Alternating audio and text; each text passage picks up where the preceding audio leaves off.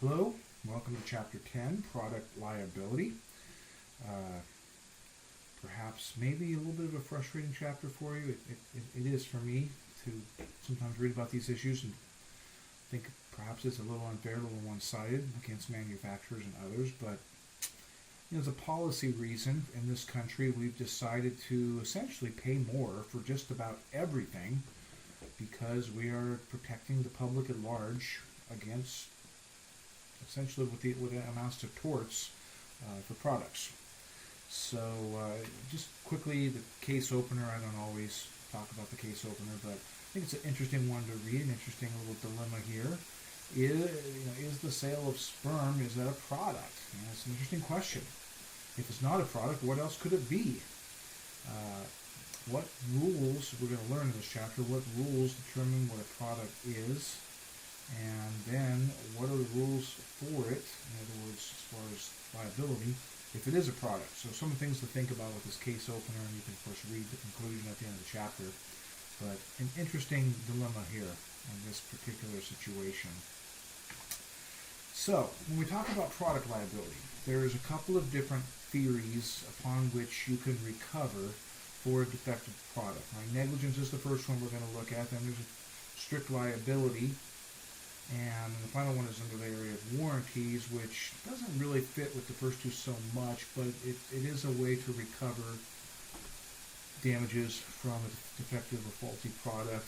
And typically these warranties are something that falls under the UCC, Uniform Commercial Code, and we'll revisit that topic when we talk about contracts. But within the area of negligence, we have here basically the same four elements that we had back in our negligence chapter, which is what? Duty, breach of duty, causation, and then injury. And that's essentially what we have here. And that's what a plaintiff is going to have to show to recover under a negligent product liability.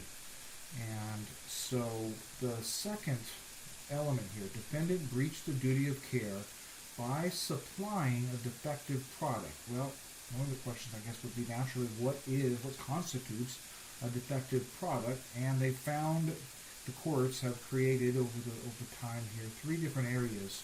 Either it's a manufacturing defect, which we have in the case, the broken glass, or it's a design defect, or there's a failure to provide adequate warnings. And I've got here we go.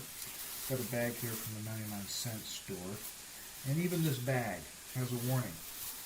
Precaution para prevenir. There we go. Warning: to avoid danger of suffocation, keep this bag away from babies and children.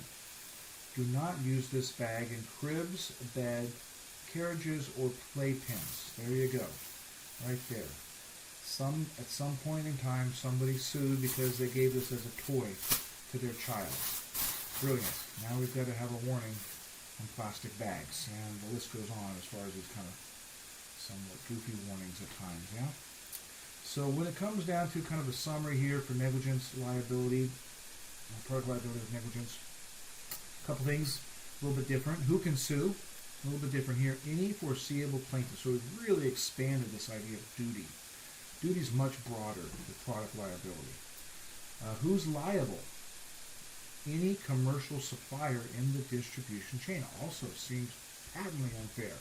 Some manufacturer makes a product. Maybe there's an intermediary warehouser, supplier. Maybe that you're finding a retailer, or even maybe another couple parties involved in that process. Any of them can be sued. And of course, who are you going to sue? Well, all of them. Why not, right? Or at least the one with the most money. And so it seems to be a little bit unfair, but hey, that's life in America. And so if you're going to sell products, then you've got to do your homework and make sure that what you're selling is not dangerous. Some defenses available.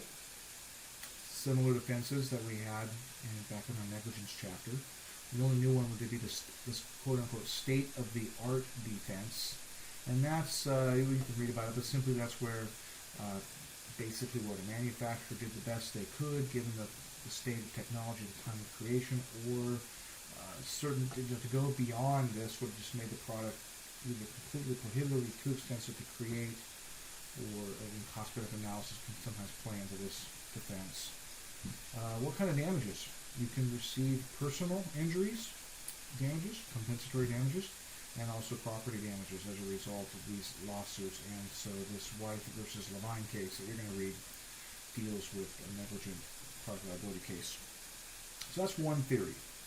There was a couple of in-text examples, quite a few, which were fun to read about. So make sure you go through and read some of these. Be familiar with what happened with Buick. The Buick case really opened up this whole concept of, well, it really opened up the idea of duty, and then opened up a floodgate of product liability cases. We had the failure to warn on cigarettes case, which cigarette companies lost. They mentioned the case with Arm & Hammer and the baking soda. It wasn't a warning about the potential that if you use the baking soda to make crack cocaine, that you could potentially go to prison.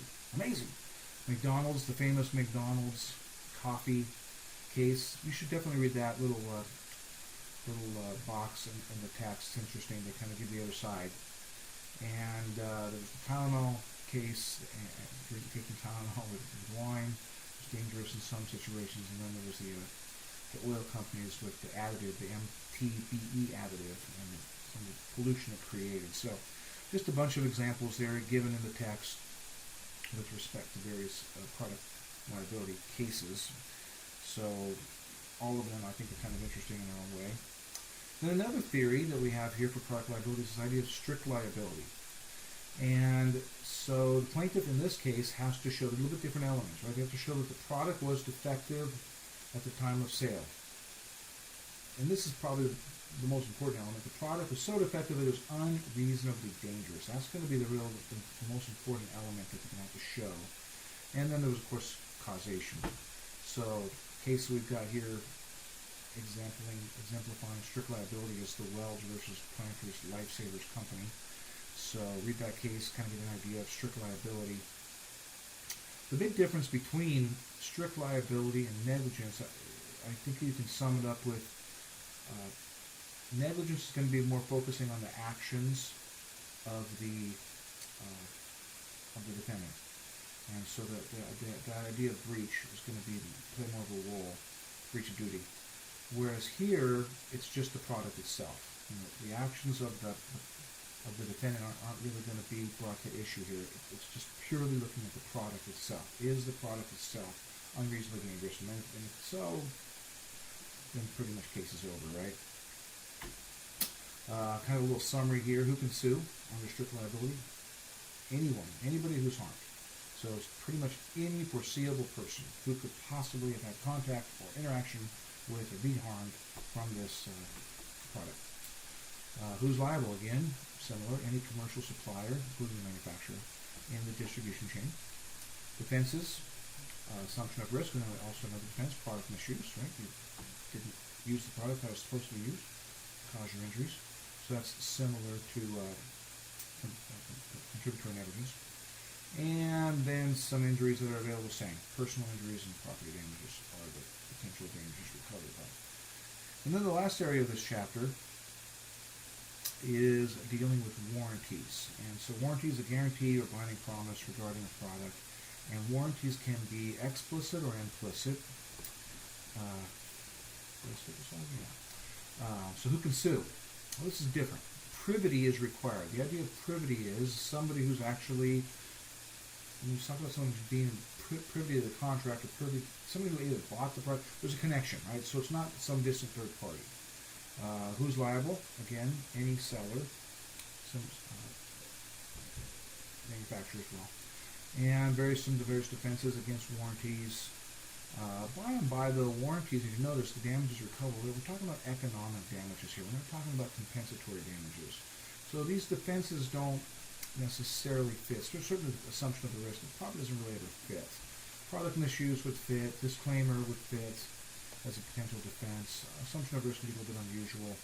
However, because your potential damages are simply economic, which would mean what? Recovery of what you lost as the cost of the product. Okay.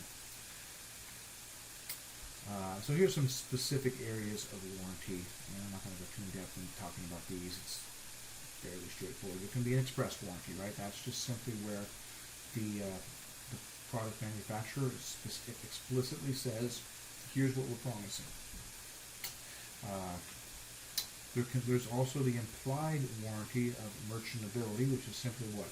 The goods are fit for that which they are sold. And so that's typically this warranty is part of comes along with the UCC, Uniform Commercial Code. Here are some various theories of liability, what the plaintiff has to show in order to prevail in a warranty case, and you can nothing too out of the ordinary there.